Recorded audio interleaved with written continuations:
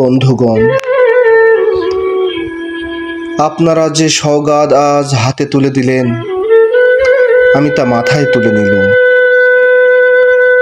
আমার সকল তনু মন প্রাণ আজ বীণার মতো বেজে উঠেছে। তাতে শুধু একটি মাত্র সুর ধ্বনিত হয়ে উঠছে, আমি ধন্য হলুম, আমি ধন্য হলুম। আমায় অভিনন্দিত আপনারা সেই দিনই করেছেন যেদিন আমার লেখা আপনাদের ভালো লেগেছে। বিংশ শতাব্দীর অসম্ভবের সম্ভাবনার যুগে আমি জন্মগ্রহণ করেছি। এরই অভিযান সেনাদলের তুর্যবাদকের একজন আমি, এই হোক আমার সবচেয়ে বড় পরিচয়। আমি এই দেশে এই সমাজে জন্মেছি বলে শুধু এই দেশেরই এই সমাজেরই নই, আমি সকল দেশের সকল মানুষের। কবি চায় না দান, কবি চায় অঞ্জলি, কবি চায় প্রীতি। কবিতার দেবতা সুন্দরের প্রকাশ।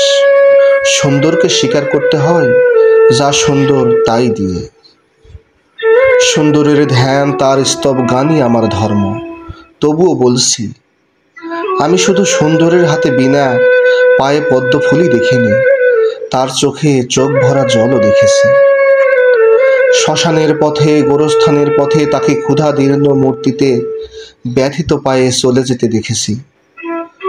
যুদ্ধভূমিতে তাকে দেখেছি, কারাগারের অন্ধকূপে তাকে দেখেছি, ফাঁসির মঞ্চে তাকে দেখেছি।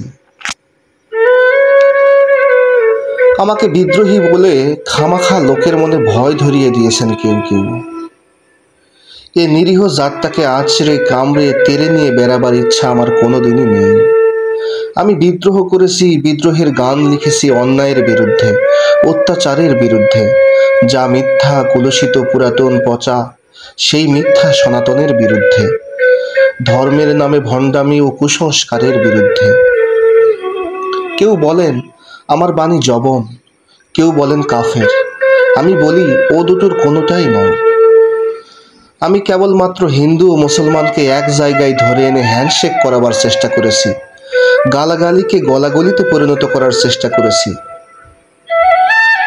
সে হাতে হাত মেলানো যদি হাতাহাতির চেয়ে অশোভনীয় হয়ে থাকে, তাহলে ওরা আপনা আপনি আলাদা হয়ে যাবে।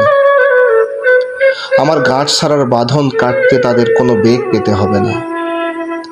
কেননা একজনের হাতে আছে লাঠি, আরেকজনের আস্তিনে আছে ছুরি। হিন্দু মুসলমানে দিনরাত হানাহানি, জাতিতে জাতিতে বিদ্বেষ, যুদ্ধ, বিগ্রহ। মানুষের জীবনে একদিকে কঠোর দারিদ্র, ঋণ, অভাব, অন্যদিকে লোভী অসুরের যক্ষের ব্যাংকে কোটি কোটি টাকা পাষাণ স্তূপের মতো জমা হয়ে আছে। এ অসামান্য ভেদ জ্ঞান দূর করতেই আমি এসেছিলাম। আমার কাব্যে, সঙ্গীতে, কর্মজীবনে অভেদ ও সুন্দর সাম্যকে প্রতিষ্ঠিত করতে চেয়েছিলাম। আমি যশ চাই না, খ্যাতি চাই না, প্রতিষ্ঠা চাই না, নেতৃত্ব চাই না। জীবন আমার যত দুঃখময়ী হোক, আনন্দের গান, বেদনার গান আমি গেয়ে যাব, দিয়ে যাব নিজেকে নিঃশেষ করে সকলের মাঝে বিলিয়ে। সকলের বাঁচার মাঝে থাকবো আমি বেঁচে। এই আমার ব্রত, এই আমার সাধনা, এই আমার তপস্যা। রবীন্দ্রনাথ আমায় প্রায়ই বলতেন, দেখ উন্মাদ, তোর জীবনে শেলির মতো, কিটসের মতো খুব বড় একটা ট্র্যাজেডি আছে, তুই প্রস্তুত হ। জীবনে সেই ট্র্যাজেডি দেখবার জন্য আমি কতদিন, কত অকারণে অন্যের জীবনকে অশ্রুর বরসায় আচ্ছন্ন করে দিয়েছি, কিন্তু আমার জীবন রয়ে গেল বিশুষ্ক মরুভূমির মতো দগ্ধ। মেঘের ঊর্ধ্বে শূন্যের মতো কেবল হাসি, কেবল গান, কেবল বিদ্রোহ। আমার বেশ মনে পড়ছে একদিন আমার জীবনের মহা অনুভূতির কথা। আমার ছেলে মারা গেছে। আমার মন তীব্র পুত্র শোকে যখন ভেঙে পড়ছে, ঠিক সেই দিন, সেই সময় আমার বাড়িতে হাসনাহেনা ফুল ফুটেছে। আমি প্রাণ ভরে সেই হাসনাহেনার গন্ধ উপভোগ করেছিলাম। আমার কাব্য, আমার গান, আমার জীবনের অভিজ্ঞতার মধ্য হতে জন্ম নিয়েছে। যদি কোনোদিন আপনাদের প্রেমের প্রবল টানে আমাকে আমার একাকিত্বের পরম শূন্য থেকে অসময়ে নামতে হয়, তাহলে সেদিন আমায় মনে করবেন না, আমি সেই নজরুল। সেই নজরুল অনেকদিন আগেই মৃত্যুর খিড়কি দুয়ার দিয়ে পালিয়ে গেছে। মনে করবেন পূর্ণত্বের তৃষ্ণা নিয়ে একটি অশান্ত তরুণ এ ধরায় এসেছিল। অপূর্ণতার বেদনা তারই বিগত আত্মা যেন স্বপ্নে আপনাদেরই মাঝে কেঁদে গেল। যদি আর বাঁশি না বাজে, আমি কবি বলে বলছি নে, আমি আপনাদের ভালোবাসা পেয়েছিলাম সে অধিকারে বলছি, আমায় আপনারা ক্ষমা করবেন, আমায় ভুলে যাবেন। বিশ্বাস করুন, আমি কবি হতে আসিনি, আমি নেতা হতে আসিনি, আমি প্রেম দিতে এসেছিলাম, প্রেম পেতে এসেছিলাম। সে প্রেম পেলাম না বলে আমি এই প্রেমহীন নিরস পৃথিবী হতে নীরব অভিমানে চিরদিনের জন্য বিদায় নিলাম।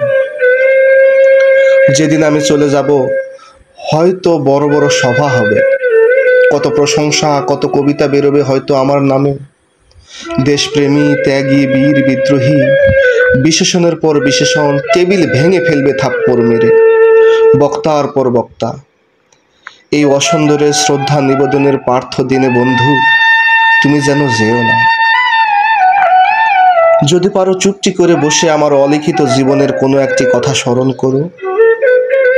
তোমার ঘরের আঙিনায় বা আশেপাশে যদি একটি ঝরা পায়ে পেশা ফুল পাও, সেইটিকে বুকে চেপে বলো, বন্ধু আমি তোমায় পেয়েছি। তোমাদের পানে চাহিয়া বন্ধু আমি আর জাগিব না, কোলাহল করে সারাদিন মান কারো ধ্যান ভাঙিব না। নিশ্চল নিশ্চুপ আপনার মনে পুরিব একাকী গন্ধ বিধুর ধূপ।